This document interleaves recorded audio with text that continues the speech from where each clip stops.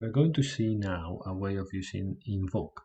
Invoke is a way to schedule calls to functions so they are executed asynchronously in your code. So in our case, we're going to have one script, which is again our camera script. I stripped it down, removing things that we have updated before. We just have a game object target, which is going to be a public variable. So we can create that public variable and let's assign that variable to our prefab. Right? Just add that here. So we assume that we have the prefab set as the variable script.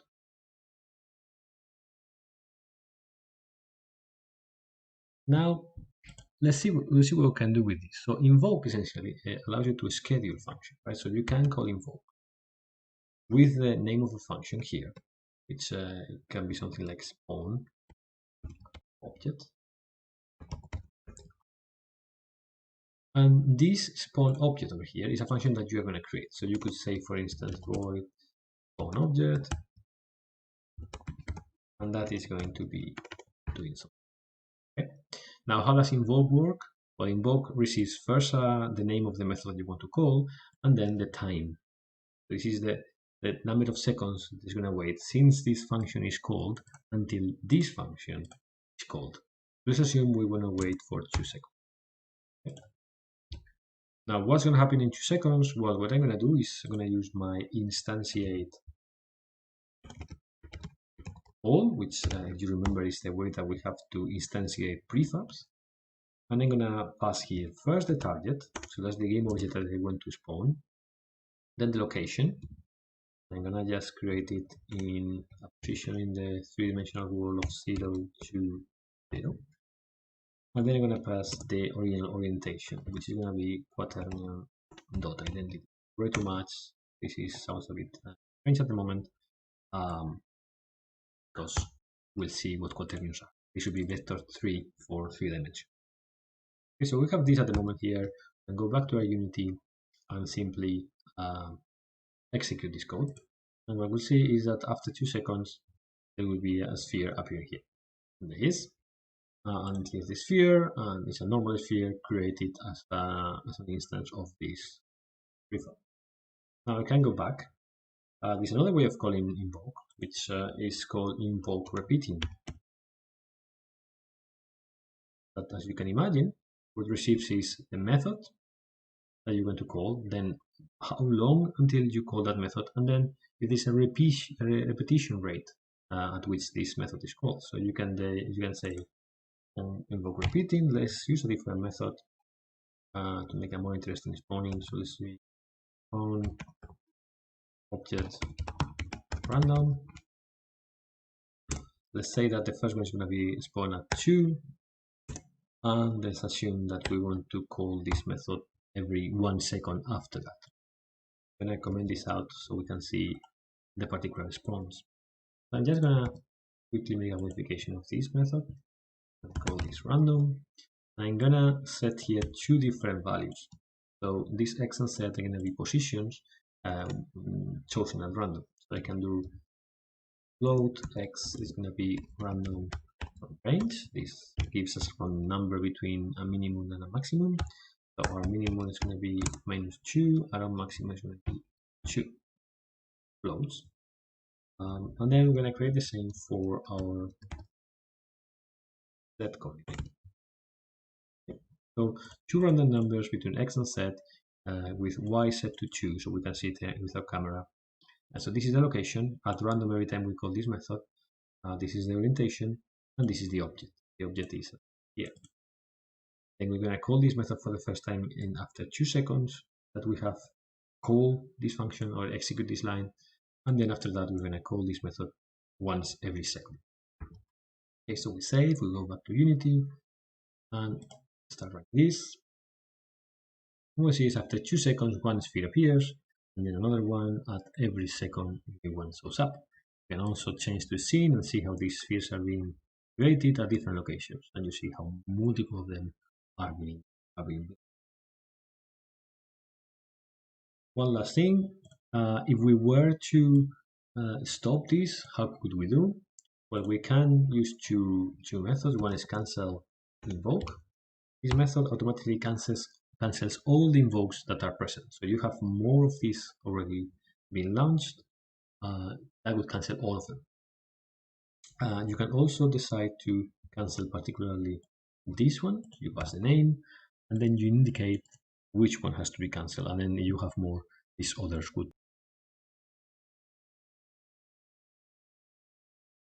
We're going to see now another way of executing methods asynchronously.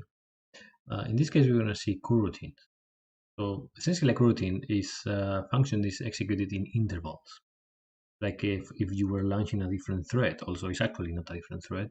The way the function is called is integrated within the Unity update cycle. So essentially what you have is, we'll have here in this example, we have two objects. We have a sphere, which has name, sphere, and a new script called follow, and we'll see in a second what we have in that script, and we have a simple cube. The cube is just simply a cube that is called cube. What we have in our camera is another invoke that we have seen before. In this case, what we're going to do is we are just going to execute this after 5 seconds, called set target, and we're going to set the following. We're going to just retrieve the cube and the sphere, just using the names. Remember that it's always better to use an attack, but for example, this works. We're going to get the component follow. Follow is a script, so you can use follow as a class. Class follow all like that.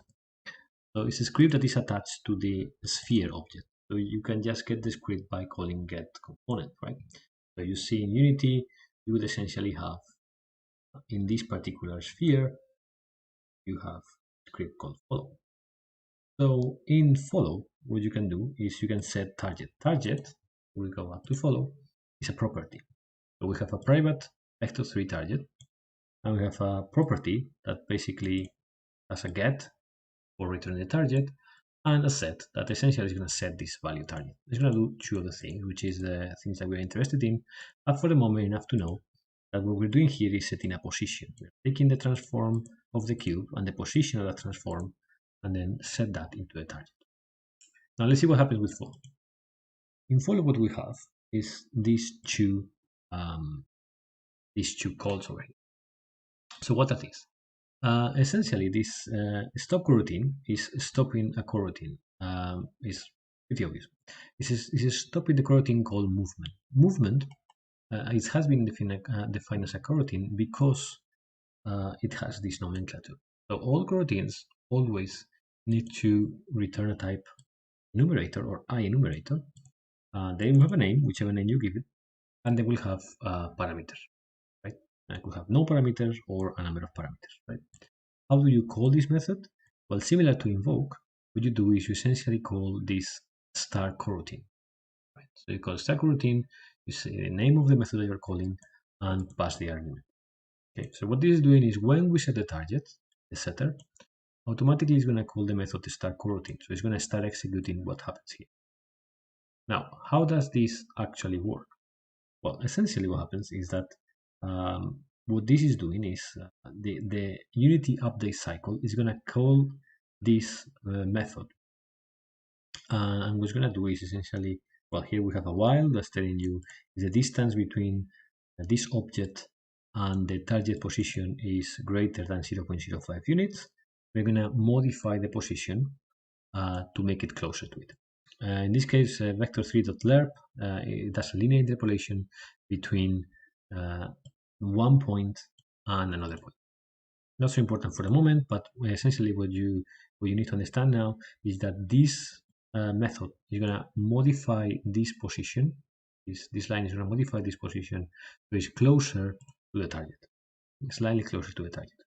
And we are making the movement, the speed of the movement in terms of units per second, because we multiply by time delta time.